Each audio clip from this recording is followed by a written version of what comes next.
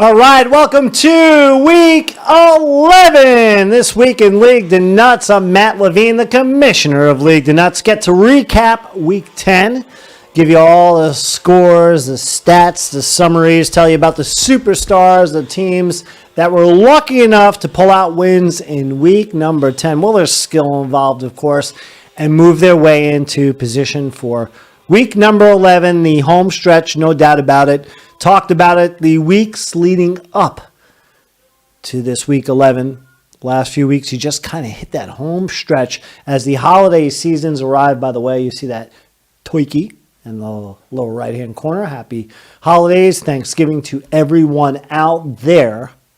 Certainly have reason to celebrate, and there's certainly two teams that are just, as the great Dan Patrick would say, certainly at his best during the epic and iconic sports center days. He would say, in fuego. Well, there are two teams that are the hottest in League De Nutz, and there's no doubt about it. I'm going to show you those two teams right now and continue with that in fuego theme, as those two squads include the Nutztown Destroyers and Smash U. How about them? They're both 8-2. They both have that W7 in the parentheses, meaning they've won 7 straight contests. Pretty darn incredible, right? Pretty amazing. Both teams getting the job done, and we'll defer to Smash because he scored more points, 52 more than Nutztown. So he gets the leadoff spot. And when you talk about the leadoff spot, there's only one person in the history of sports that deserves that title as the best leadoff man ever. Rickey Henderson, baseball's all-time Steel King. I'm going to sprinkle in some baseball. It is Thanksgiving. Don't overdo it with the salt, but it's that time of year to sprinkle things in. Just a little bit. I'm just giving you the disclaimer right now. But enough of Rickey.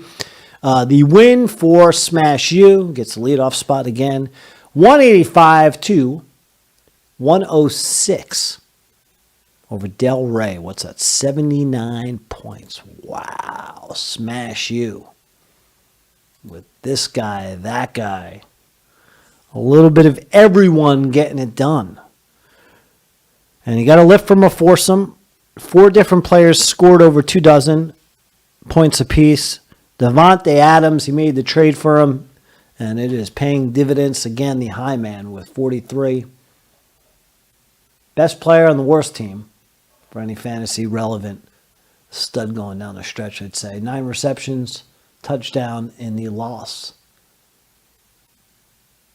for Las Vegas to Jeff Saturday, the new coach of the Colts. I like that. Outside the box thinking. Why the heck not? Give him a chance. He was an undrafted center who went on to have a Hall of Fame career, right? A lot of other coaches resenting that hire. You know why? Because they're jealous. But anyway, gets the win. He's 1-0 in his coaching debut as Smash U again. Let's go back to the box score. There's a scoreboard. Let's tell you how they got it done. In particular, as I mentioned, that foursome, right? They all look good. Very colorful. Foreman, Carolina, in addition to Adams, who I told you about, had 130 yards rushing, a touchdown versus Atlanta. Good for 24. Cook, Mr. Delvin, lower bottom right. And that bright purple and gold for the Vikes. 28 over 100 yards and a score in the overtime thriller in Buffalo for the Vikes. Dak good for 24. Dallas was no overtime to Green Bay, but he had 3 touchdowns. So, good day for Smash and his power players. As for Del Rey, they got off to a hot start, the rookie in the league. Everything was looking good. I think they were 4-1. Now they're 6-4. And they've lost 2 straight. They were let down by their running backs. Gibson, Jacobs, Swift combo for 42 between them. In particular, concerning for Smash, I'm sorry, for Del Rey, and against Smash, but just moving forward. I think this guy right here. Swift. First pick overall, fourth in the League De Nutz draft. Missed weeks, you can see, sandwiched in the middle of the season, 4, 5, and 7 with injury. Averaging 14, 32nd best running back in fantasy football. Outside of that, 31. In week 1, really nothing doing. He's balancing time with the other kid running the football in Detroit with Williams, right? He had 7 in week 7 and week 10 against Chicago. 6 carries, a touchdown, 1 reception. Take on the Giants in week 11. Del Rey will hope to bounce back against AB's painted helmet. Smash will look to keep it bouncing for their 8th in a row against Keldar. Let's move on and let's talk about my team. The most favorite squad I like to talk about. Why not? It is my team. 8 in a row for yours truly, right? Able to get the job done over these guys. And when you beat them and you survive 133, 127, I get to do this. Whoa, Bundy. I get the squeaker. 6-point victory. Pull it out. Kelly was hot back in the day. All right, let's move on. Anyway, so I celebrate the 7th straight. I said 8 in a row before by accident. I'm looking to make it 8 in a row. I think I said that a moment ago, so I correct that. And for the 2nd straight week, I survived the Monday night. No Monday Night Magic, just survival with Miles Sanders. Miles Sanders gets 6 points. Partisan, right? Whoops, wrong box score. My bad. Gets 6 points, but thank goodness he got it. Because at one time in this game, I was only up by 2. One into Monday night with a huge lead. A couple dozen and then some. And then I was up like 126, 124 late in the 3rd. So Polk High was right on yours truly's tail. And they were getting a tremendous night from this guy. McLaren is a great wide receiver for the Washington Redskins. Not calling them the Commanders, damn it. I know, that's their name, but come on. Always be the Redskins. Talked about that a few weeks ago. I think Redskins, I think John Riggins. How can I think John Riggins and Commanders, even though I'm, completely in a whole different era now? It is what it is. 10th best receiver in fantasy football, kind of under the radar. 17 points a game. 8 grabs. 11 targets for him. 128 yards. No scores, but again, think of 33. I think of Patrick Ewing. Gets the 33. Patrick Ewing, not such a legend right now in Washington hoops, right? I think Georgetown had like a 24-game losing streak, and they won their opener last week, something like that. But anyway, that dude there nearly pulled off the magic on Monday night for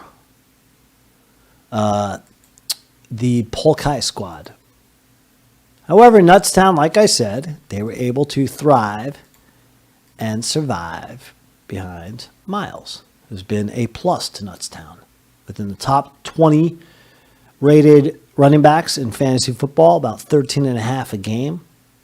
And when he's healthy, he fits like a glove in that Philadelphia offense. And again, he helped me celebrate and Will Bundy my way to victory. Thank you so much, Miles Sanders. In addition to him, I got some of the SOS and love from Pat Mahomes. Great quarterback battle right there with Mahomes and Fields. Mahomes got 43 for me. I'll take the 16, the 12 from McCaffrey, the 16, the 12 from Ayuk, and so on and so forth. Enough for the victory. Fields, though, looks like the good news for Polk. Polk High, a 2-time champ. I'm going to get more into Polk High School. Historically, it's Polk High School Mighty Dodge and his place in League De Nutz in a moment, but maybe he gets something running with this quarterback and can make a run. He found himself a quarterback. Started the year off with the whole Russell Wilson thing. Went to Geno. Plucks Fields off the waiver wire. Great move on the 2nd of November. Plugs him in, and now he's coming into his own as a Chicago Bear quarterback. So, we'll see. Meanwhile, not only did I celebrate the win, this guy celebrated the win for the Washington Commanders, Redskins, against the Eagles. The Eagles now 8-1. That means the Miami Dolphins continue to be the only undefeated football team in NFL history, right? 17-0 and 72. Zonka, that great stiff arm, can watch that all day. Had a great career. Fullback, running back out of Syracuse, 4.3 yards a carry in his NFL career. 8,000 plus yards, 64 touchdowns. 3 seasons in a row, he had over 1,000 yards rushing, including that 72 magic season for the Dolphins. He celebrates with something, I'm sure, a little harder than iced tea, and a little less sweet than champagne. I mean, that's a man's man right there. So, I'm sure he's got some whiskey in that cup, right? He earned it. Hall of Fame, career Hall of Fame dude, and certainly beloved in the NFL annals of great ones. Talking about great ones. Not talking about the mighty Dodge, who in that episode was on life support for Al Bundy. Talking about Polk High, Mighty Dodge, and the fantasy football team in League De Nutz. They've gotten the job done historically. Let's take a look at one of the GOATs. 11 seasons, 77 wins, 65 losses. Average finishing place 6th. So that means they're a playoff team just about every year per average. They've been in the playoffs officially 7 times, have won 2 championships. Top 5 and top 3 finishes 5 times apiece. Polk has earned his place in League De Nutz as a GOAT. Certainly has. We wish him the best of luck, as he'll have Mr. Fantastic Fox moving into Week 11. Yours truly, I'll look for my 8th straight. I will take on Loopies coming up this week. So, big stuff in League De Nutz happening as we go through the scoreboard for the 2 hot teams. And there's a couple other teams that are hot as well. Not scalding in fuego, sizzling 1,000 degrees of Fahrenheit, but they're about 450 degrees. And we'll talk about one of them right now, who is able to collect his 2nd straight win by barreling over his opponent. And when you talk about barreling over, you talk about Pete Rose in the All-Star game against one of his buddies, Ray Fosse. Changed Fosse's career. He was injured on that play. Was never the same player. Charlie Hustle should be in Cooperstown. Final in that one, 151-121. How about ABs getting the job done? By the way, just in case you're wondering, I don't think you were, he is the 2nd highest scoring team in League De Nutz right now. 1,667 points. 6 players on his squad were in double digits, right? He had a couple of them that just want ape you-know-what in Week 10. 2 players over 30. Let's highlight them. Amon, Ross, St. Brown, coming alive. 33. I talked about that as being a magic number with Patrick Ewing a moment ago, right? Only had himself a day, the kid from Detroit. See that skyline there in the Motor City, a.k.a. Motown. 10 receptions, 119 yards against Chicago. Meanwhile, Stefan Diggs against his old team, he went off. Boom. Diggs, 12 catches, 128 yards, 36 points. Buffalo's going to get whacked with a ton of snow, right? Got some more pictures. They're going to play this weekend against Cleveland at Ford Field, as the Bills are scheduled to play the early game on Thanksgiving. I'll tease that, get more into that later. So they're going to stay there for the week. Or week and a half, whatever. I think they got there early this week. So they'll be in Detroit for a bit and enjoy their Thanksgiving there and hopefully a win against the Lions. But they've got another game to play this weekend. So 2 games in 5 days outside their home city. And they're playing a home game technically where they'll play a road game in the same week. Buffalo's used to snow. Look at that. The top 3 snow days, or top 3 accumulations of snow for 3 consecutive days in Buffalo's history. Ford Field looks super cool. What does Buffalo's stadium look like right now? Like the white stuff? Plenty of angels to be had. Plenty of snowmen. You can make snow dinosaurs in Buffalo. You like snow? Well, Buffalo is the place to be. Do I like snow? No. Kirk Cousins, he had a big day. 22 points, 357 yards. Also coming through in the clutch with those 22 for ABs. Cousins got the job done for Yonkers. Well, kind of the same old story week in and week out. Indicative of the 3-7 mark. Sorry to diss Yonkers, but I just did. They continue getting great performances from Jalen Hurts, and that's it. Not enough firepower in the lineup. Excuse the pun, Yonkers Shotgunners. 25 versus the Washington team. That's what I'll call them now. They just call them the Washington football team a couple of years ago. I like that name. They just should have kept that. They're going to switch to Redskins. All right, I'll get off the Redskins thing. No, I won't. Yes, I will. All right, I might come back to it. Anyway, let's see. Hurts, he's consistent. The rest of the team pretty much stinks. But it was a win for ABs. And there's still time left even for Yonkers. Sorry, Yonkers. I dissed you twice. But there is resolve for Yonkers, who's 10th right now in the league in scoring. 5 games out of first in the Haganah. There's always Kennedy's Fried Chicken in Yonkers. The phone number's up there. The Black Friday special's going on, Yonkers. If you want to eat healthy, they even show the neon, right? They have salads and fish and shrimp. But if I would think Yonkers would go for anything, in the top sign, they even have ice cream. I think you'd go for the wings. You'd go for the fried chicken. Biscuits.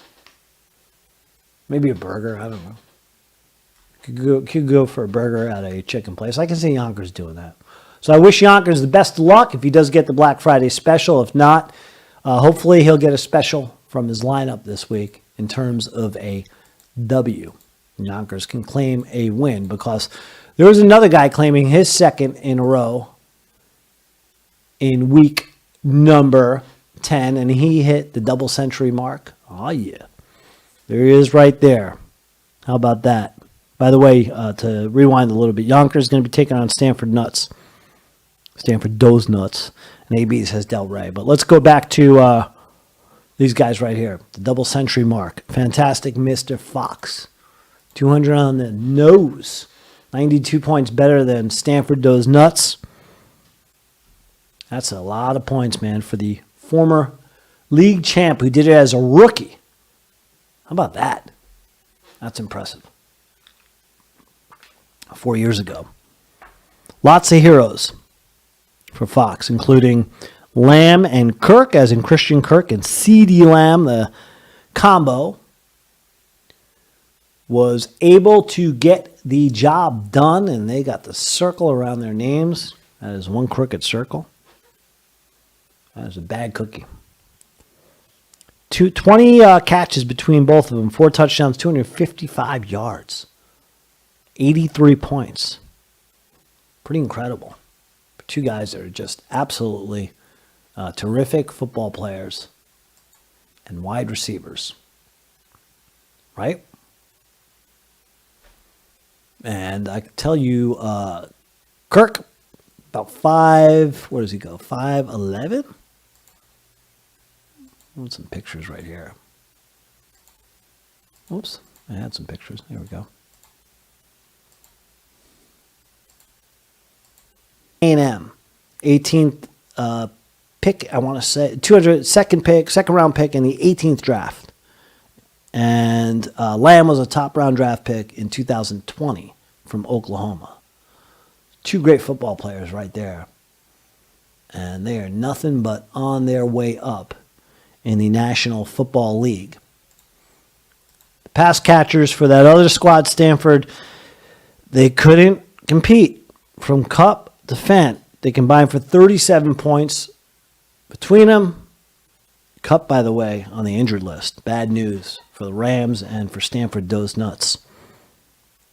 Stanford will be back in action against Fox. Stanford will take on Yonkers. And Polk will be the next opponent for Fox. One last thought on Stanford. Man, they love the ad drop. That's the rookie right there who doesn't get the award for all-time most ad drops probably in a season. You see it he's the last team on the chart. If you look the third stat over to the right, fourth stat, third stat, both of them. You see in the parentheses there, the ad drops that combined 70.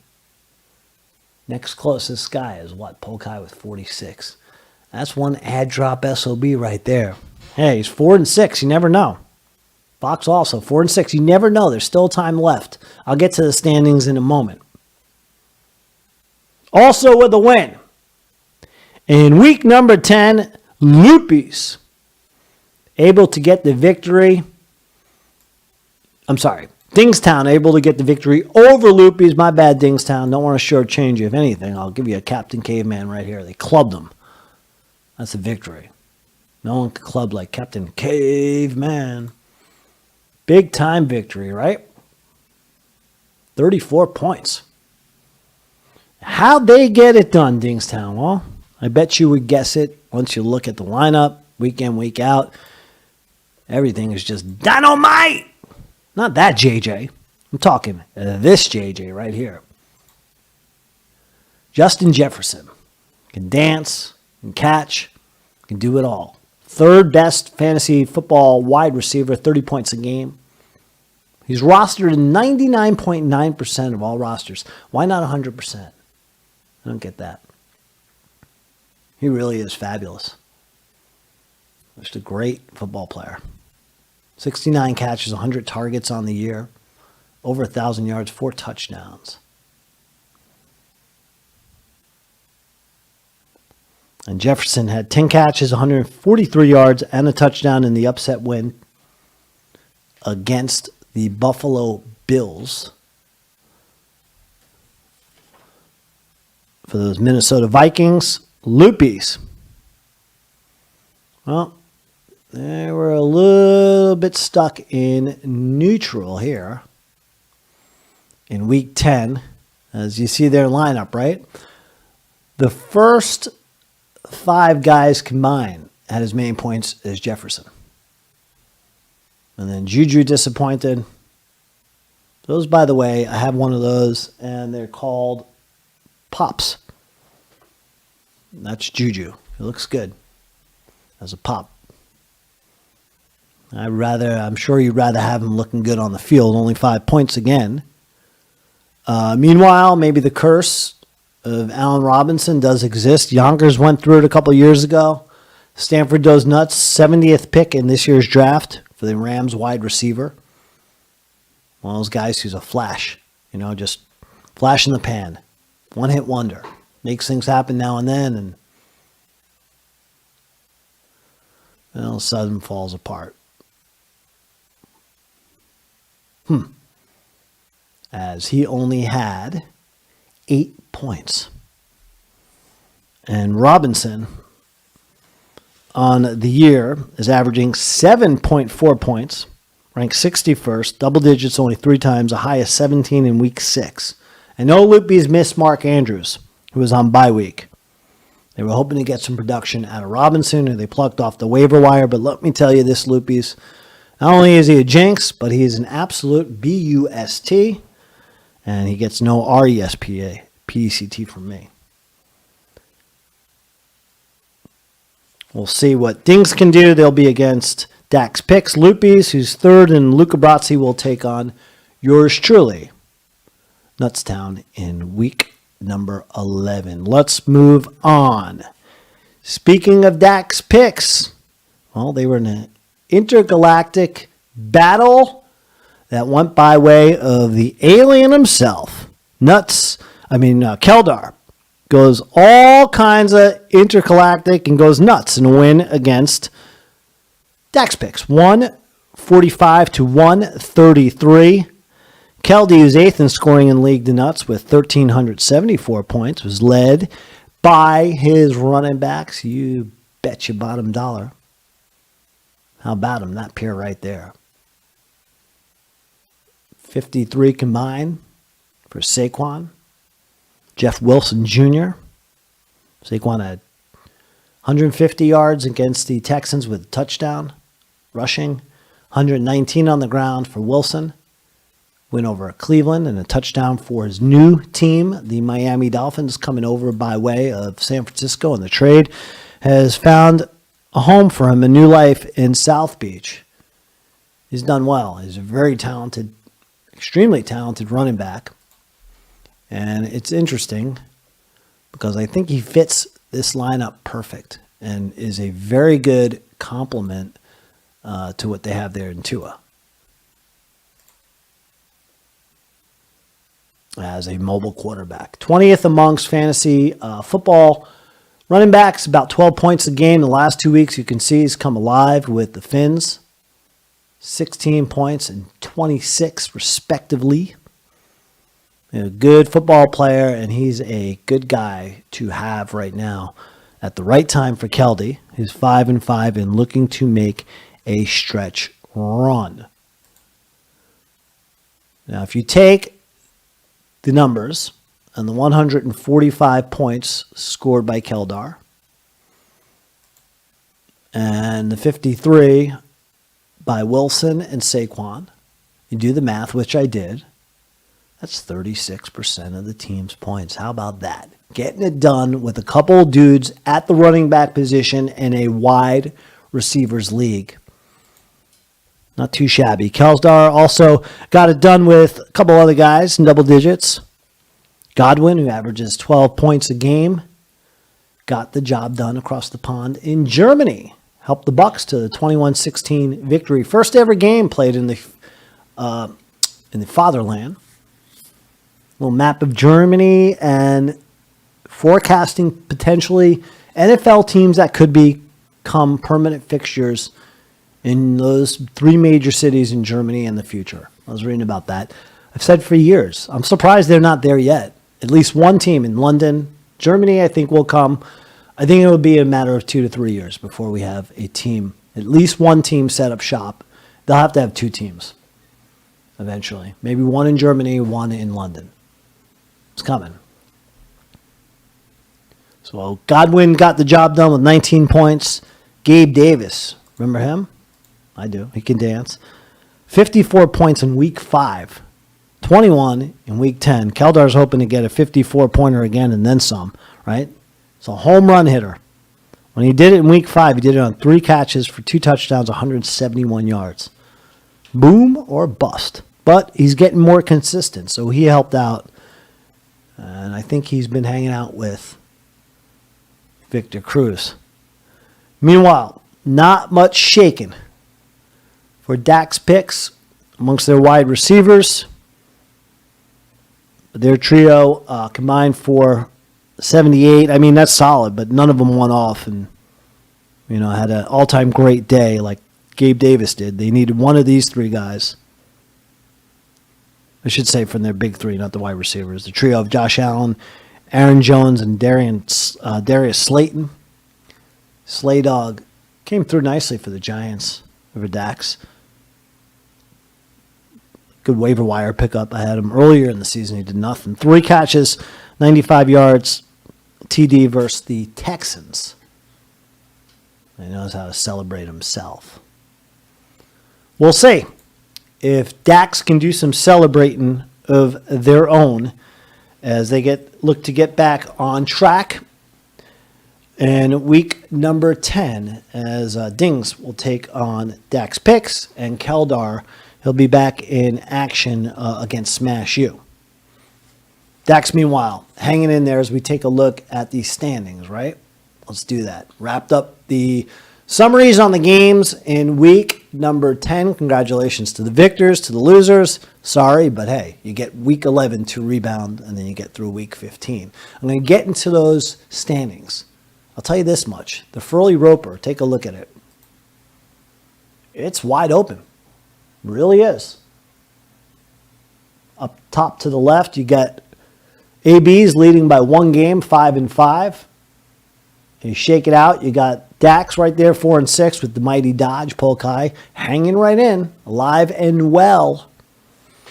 And when it comes to the Furley Roper division, not only is the parity worthy of a heated debate, but the all-time question is, who is better? The Ropers versus Mr. Furley. The answer, at least my opinion, it's very close. But it comes down to this. You had 2 characters in the Ropers that needed to battle one character that I think made up both of them as a better character actor. Mr. Furley was a better character. As playing the role of landlords, the Ropers were better, but it took 2 of them to pull it off, where Furley was able to pull off the role of landlord and the character of Mr. Furley just better than the 2. So I give it to Furley, close. But I enjoyed the fact that Three's Company was able to pull off the switch really without a hitch. Both of them were great, and the show just kept going. Just like this show keeps going. And just like the standings, we take a look at the other teams that are keeping on going down the home stretch. So, as I mentioned, that Furley Roper division wide open, Luca Brazzi, well, it's all Smash right now. Run away with it. A win this week for Smash, he's got the division, right? Well, win this week and losses by Dos Nuts and Loopies. So his magic number is right there at 1. And for Nuttstown, right now in the Haganah, it's a 3-game lead. It's commanding, but it's not cemented. You can't count those chickens before they hatch, even if they are fried chickens from Kennedy Fried Chicken. Just can't do it. But Nuttstown feeling good as Keldar is battling in position with the other squads that are right there at 500, 5-5. Talk about the playoff projections in a minute. Del Rey was running away with the Shoreham Drive East, and then all of a sudden, the pack has caught up. Only a 1-game lead. So everything is relatively there for the taking. Just about every team except the Shotgunners. They need a miracle, but even the 4-6 teams have a chance. Everyone's alive right now. Shotgunners too. Shotgunners too. Very interesting. Playoffs? Are you kidding me? Playoffs? Talking about playoffs. Jim Mora, a great coach. Well, kind of. Good personality. He had some good teams in New Orleans and Indianapolis. Flashes. Excuse me. So I take a sip. Smash U would get the number 1. If things ended today, I would be number 2 at the Nuttstown Destroyers. Del Rey 3, AB's 4, Dingstown 5. Keldar would squeak in with the 6th. So that's how it stands now. But again, we've got a ways to go. Thursday night kicked off everything. Right? The Green Bay game against Tennessee, another unspectacular Thursday night game, but it was good for a couple of our teams out here that were able to get some points. Paul Kai was able to come up with 20. He had, what's his name? Watkins, the receiver for Green Bay.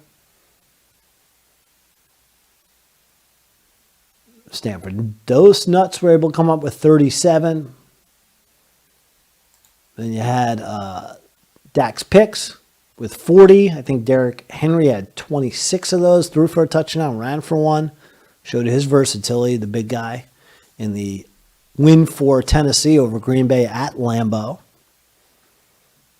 It's like the curse of the Amazon. All the games on Amazon on Thursday night, they stink for the most part. So that's where we stand after Thursday night, but a lot of action. A lot of action going into Sunday. Do not forget, these are the buys.